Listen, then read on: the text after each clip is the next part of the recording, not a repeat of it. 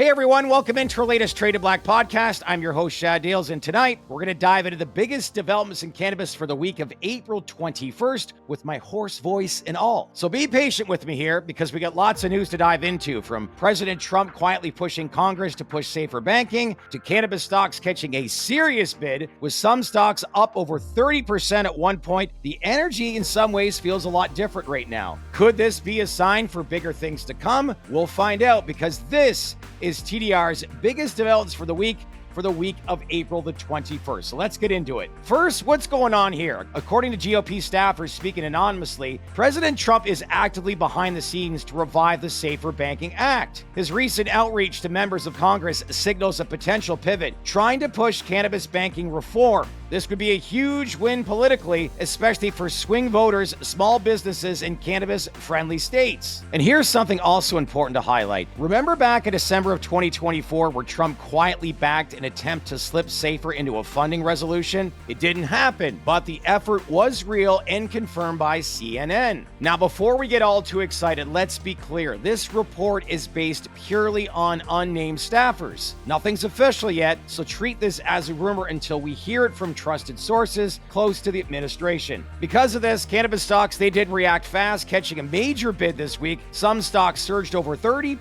intraday, fueled by speculation and perhaps a little strategic front-running ahead of a potential policy move. Add to that, because this is interesting timing, the rally happened just a day after Weldon Angelos visited the White House. Pure coincidence? Maybe. Or maybe the wheels are finally starting to turn. We can only hope so. Still, let's stay level-headed. The DEA remains unpredictable, and while there's legislative chatter, nothing is passed yet, so let that cook. Meanwhile, in Congress, Representatives Joyce and Hakeem Jeffries reintroduced the PREPARE Act, a major step forward preparing the country for federal cannabis legalization. Well, let's just keep this going. This bill would establish a commission under the DOJ to create a framework for legal cannabis, addressing taxation, interstate commerce, social equity, adult access, and hemp protections. It's smart, it's proactive, but it's not legalization yet. It's a blueprint so Congress doesn't fumble the handoff when federal prohibition ends. Can you imagine that day? Previous versions stalled in committee, so eyes are on whether this time gains real traction alongside rescheduling and safer banking momentum.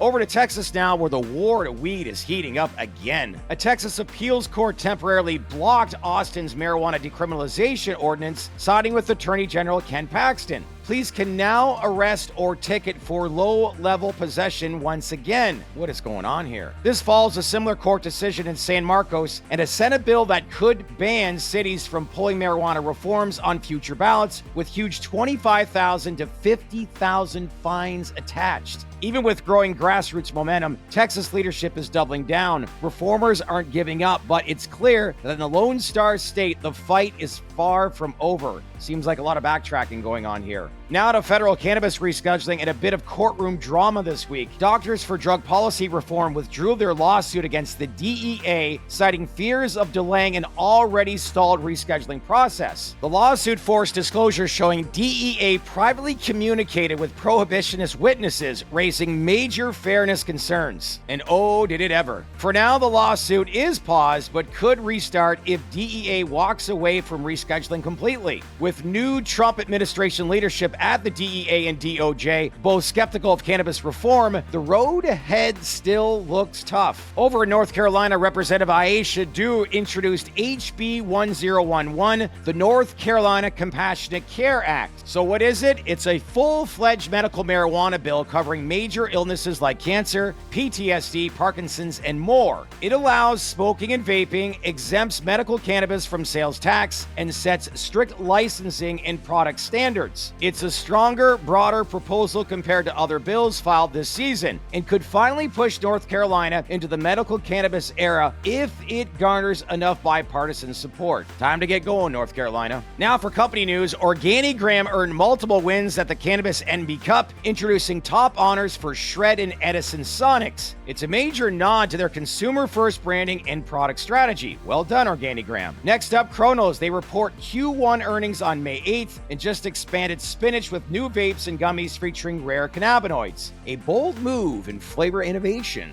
Next up, Jushi Holdings, who will also report on May 8th and just expanded its Ohio footprint with its 5th Beyond Hello dispensary opening up in Mansfield. Huge to see Ohio becoming a growth state for major MSOs. The cannabis company Holdings, they also launched adult use sales as its Mays Landing dispensary near Atlantic City, New Jersey, a strategic move to expand market share in a challenging but important state. Also making news was Village Farms, who secured a 180-day NASDAQ compliance extension to meet the $1 minimum bid requirement by October 13th. This is some breathing room for the company. And finally, Ascend Wellness, they launched High Wired. It's a new infused flower and pre-roll line built for seasoned cannabis consumers, featuring THCA diamonds for powerful effects. This is a smart segmentation for heavy users. So that's it for this week. It was a huge week with a lot to digest, from Trump's silent moves on SAFER to Texas's crackdown to serious medical cannabis reform proposals surfacing in North Carolina. Hope is a powerful thing in this industry, but as always, stay skeptical, stay sharp, and let's keep the facts straight and lead to where this can go. Thanks for tuning in to this week's biggest developments in cannabis. Hit that like button, subscribe if you haven't done so. Make sure to leave some comments below on what developments that caught your eye this week in the cannabis industry.